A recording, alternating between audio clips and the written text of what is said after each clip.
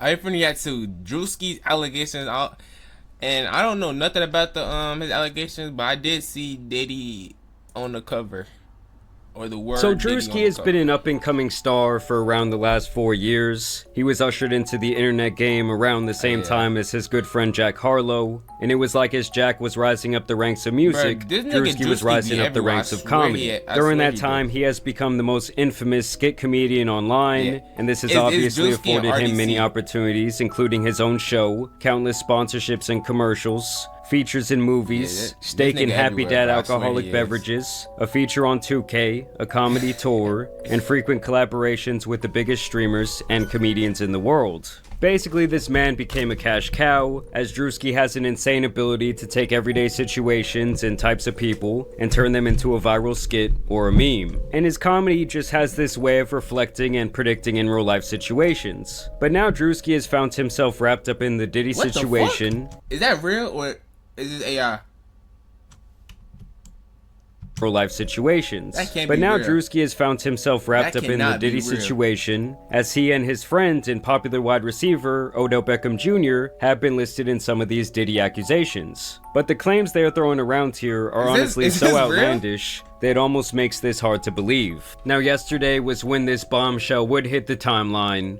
In the matter of Ashley Parham versus Sean Diddy Combs, an amended complaint names 2 more plaintiffs and several additional defendants, including Odell Beckham Jr., Druski, and a myriad of other people. So previously it was just Ashley Doe. Parham versus Sean Diddy Combs, and then a couple John Does that were not listed, and now those John Does, the main ones, have been listed as Druski and Ain't no Odell Beckham fucking Jr. way. In total, Druski's name is actually listed 45 different times in this lawsuit, What? but these are the 45? key details that really make everyone think that this is pretty far-fetched. Defendant Diddy then instructed another defendant Doe to also violate plaintiff defendant Doe, who has been determined to be defendant Druski, is what they're alleging. They say instead of immediately violating the plaintiff, defendant Druski doused plaintiff with more oil and lubricant and then jumped on top of the plaintiff's naked and oiled body, treating it like a slip and slide, and What? knocking the wind out of the plaintiff due to his enormous size. So they're saying Druski was in there Bro, slipping this shit can't be real. That shit can't be real. I ain't gonna lie, this can't be out real. of the plaintiff due to his enormous size. So they're saying Druski was in there slipping and sliding all around. Defendant Druski then caught himself from sliding over the plaintiff's oiled body and off the bed. He Are then they began fucking for real? violating the plaintiff through her reproductive parts. While defendant Druski was violating the plaintiff, defendant Diddy sat in a chair near the bed and began pleasuring himself while recording plaintiff's violation by defendant Druski. Another party's phone fell on Are the you bed near the fucking for plaintiff. The plaintiff then attempted to grab the phone, but it slipped out of her hands and onto the floor due to the oil/lubricant that had been doused all over her person by defendants Diddy and Druski. Obviously, at this point, the baby oil is like infamous in this Diddy case. For those of you who don't remember, they claim that they discovered over 1,000 bottles of laced baby oil in Diddy's house. And they seize cases and cases of the kinds What of can you personal really do with that lubricant much and baby baby oil that Combs' staff I allegedly feel like used to one stock bottle of hotel baby rooms oil for could the get you a freak-offs. long way. More So than what do you 1,000 need, bottles altogether.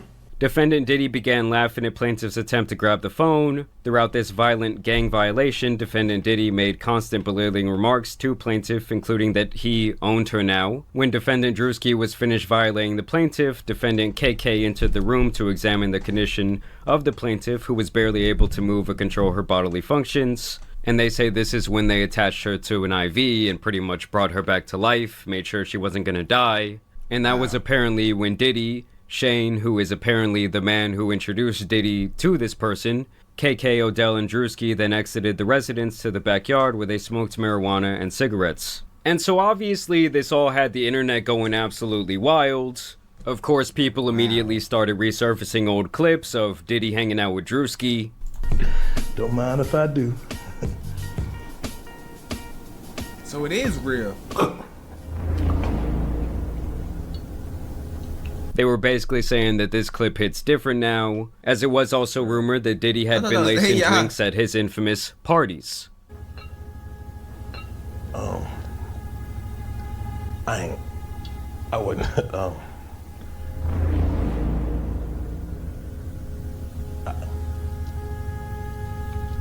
Why the fuck is he Shut- looking at me like that? Druski was also asked at one point what it was like to attend these Diddy parties. You ever been to one of Diddy parties? Yeah, I've been in attendance. I've been in attendance. Not, hey, what the fuck you smirking for? You ain't saying that. I've been in attendance. We just asking regular That's all I questions. said. That's all I said. I said I've been in attendance. I have been in attendance. We never Nah, been. this nigga, his ass got too defensive. We just asking His regular ass got questions. too That's defensive. all I said. I said I've been in attendance. I have been in attendance. We never been. We just asking. We just Yeah, asking. yeah. As soon as you asked, he said, You had fun? I ain't seen that. "Yeah, you did."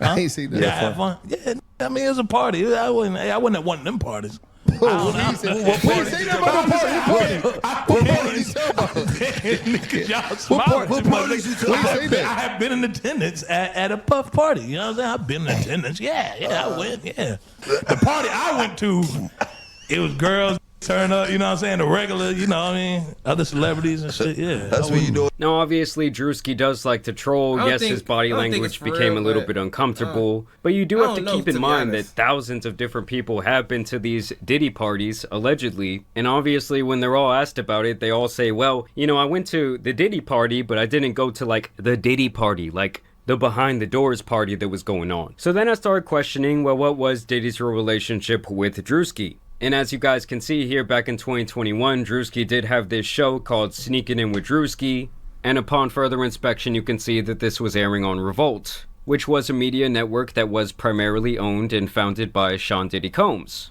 And although he no longer owns any It's like shares in the everything company, just come back back to in that 2021, he nigga, was still bruh. running that shit, and he presumably gave that opportunity to his boy Druski. I also thought that this little tidbit was interesting because Odell Beckham Jr. and Druski have been friends for quite a few years now. Baltimore Ravens wide receiver Odell Beckham Jr. struck up a friendship with Druski upon finding his videos and invited the comedian to stay at his home during the COVID-19 pandemic. And obviously, the pandemic was back in early 2020, and that's where these dates really start not matching up because the defendant is saying that this happened on March 23rd, 2018, way before Druski was even remotely famous or known online, where the defendant says that this guy probably not Shane real then. invited the plaintiff over to his home to assist him with his cancer medications because he stated he was weak and unable to open his medications. She says upon her arrival that this I don't guy think Shane it's wanted real. to give I her a don't ride think in it's his real. new car, and she says this is when this guy Shane pretty much set her up for the violation that allegedly involved Diddy, that much Druski, motion in and 2018. He OBJ. was Now, going much to like Diddy with parties, Jay-Z with his I don't think that recent shit Diddy fit. accusations, Druski would respond swiftly to this filing, where he says the allegation is a fabricated lie. I wasn't a public figure in 2018.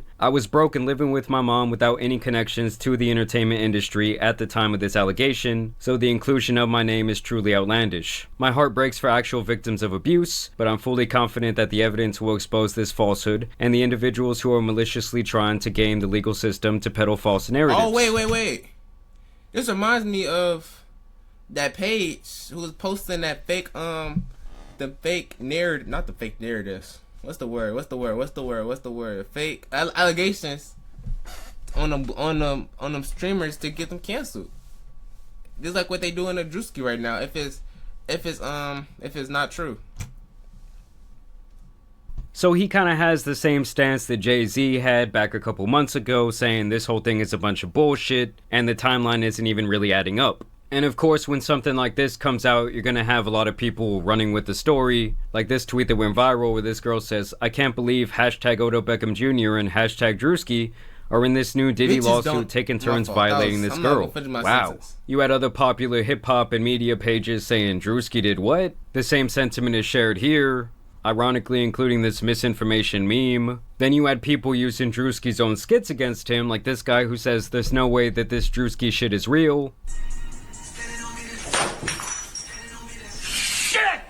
Basically saying that was Druski's reaction to this information. Another user says Druski after someone didn't give him consent.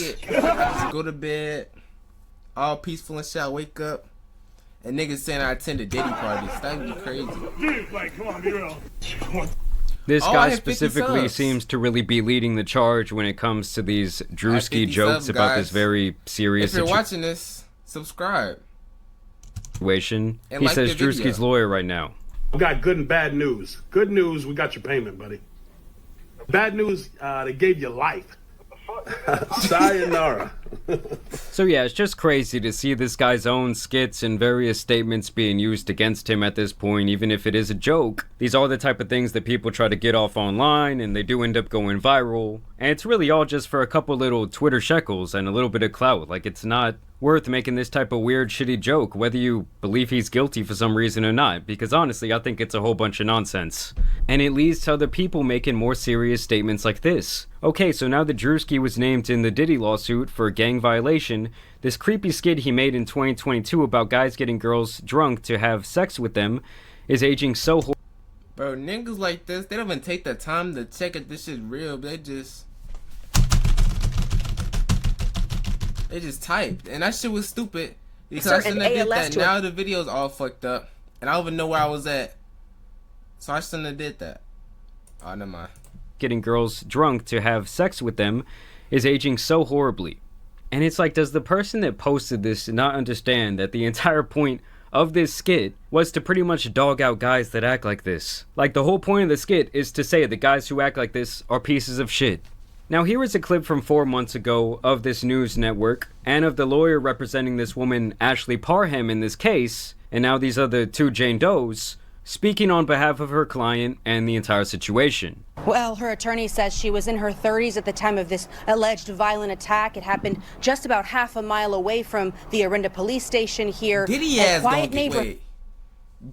gonna get life.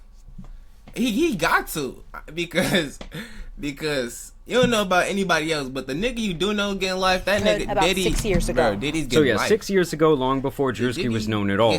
Ashley Parham says in 2018, Diddy and his entourage violently gangbang style her in Orinda. Her attorney, Ariel Mitchell, says it all started when she met a man named Shane Pierce in a bar in Contra Costa County, who began a FaceTime call with Diddy. She actually made a quip about Mr. Combs having something to do, that she didn't like him because he had something to do with Tupac's murder. The lawsuit says Parham believed Pierce invited her over to set her up to be by Diddy. The Contra Costa County Sheriff's Office told us in a statement, a report was taken on March 23rd, 2018. We take these cases seriously, and detectives thoroughly investigated the accusations. It was later determined the claims were unfounded. And that does make things a little bit more interesting for me, because obviously a legitimate report was made at that time, but even back then the police say, well, we found no wrongdoing. As a matter of fact, they're saying we don't believe this ever even happened. She also reported the incident to Walnut Creek Police and Orinda Police without naming Diddy, as she felt she would not be believed. The woman who lives there confirms Pierce lived there, but that he was too sick with cancer and ALS to have done this. She also says Pierce did not know Diddy. So they're saying this guy has not only cancer, but also ALS. Now, if I really want to get into my conspiracy bag, I want to note here that I think that this all could just be a mastermind smokescreen being set by Diddy and his legal team. It's like Pokemon, okay? The accuracy goes down once you set the smokescreen. Because recently, the case against Jay-Z has been dropped without prejudice, which I believe means that they cannot, try to bring it back up in court. They cannot try Jay-Z again for the same thing. Obviously, there was a lot of holes in the timeline of that story. The accuser's own father said that he doesn't remember any of that taking place. And overall, the timeline and the series of events, especially when she came out on that news segment, just really were not adding up. And when the decision by the judge was made public and that entire thing was dismissed, Sean Combs' legal team would put out this statement. Today's complete dismissal by the 1-800 attorney is yet another confirmation that these lawsuits are built on falsehoods, not facts. For months, we have seen case after case filed by individuals hiding behind anonymity, pushed forward by an attorney more focused on media headlines than legal merit. Just like this claim, the others will fall apart because there is no truth to them. Sean Combs has never essayed or trafficked anyone, man or woman, adult or minor. No number of lawsuits, sensationalized allegations, or media theatrics will change that reality. We will continue to fight these baseless claims and hold those responsible for this false claims. This is just the first of many that will not hold up in the court of law. And that's why I have the feeling that this entire thing is a bit of a smokescreen. Because if you have enough of these outrageous allegations coming out, it allows you to kind of start poking holes and giving a little bit of reasonable doubt to accusations that could actually be legit. And it's like the more outlandish they get, like describing Druski as using her as a slip and slide, and then the timeline not adding up at all, it just hurts the case for people who are possibly actual victims of abuse at the hands of P. Diddy. And at this point, it's like Diddy seems so seemingly stuck in his corner that it's like that's all they can do to kind of like... ass. I know they gotta make this shit in like a couple of seconds, but this shit ass. Yo, look like, yo, you told me who that was? Nah, I ain't gonna lie, I'd probably still say Diddy. So seemingly stuck in this corner that it's like that's all they can do to kind of like alter the public perception a little bit. And as these cases start getting knocked down and dismissed, it kind of starts the social programming and people start to think, well, maybe these other things aren't real either. And obviously on the other end of the spectrum, you're going to have a whole bunch of people just bringing up false claims because they want a payday, they want a settlement. It's just the way they describe the entire series of events just seems a little bit too outlandish for me personally to believe. And I think that it could definitely hurt real victims in this case. Either way, I want to know what you guys think about these accusations down below. As always, also want to thank you guys for watching today's video, dropping a like and subscribing, but as you guys know, it's been your boy, the Tan Superman, and some other lawsuits out here need to be covered, so I'm out. Peace! What the I'm gonna just end the video.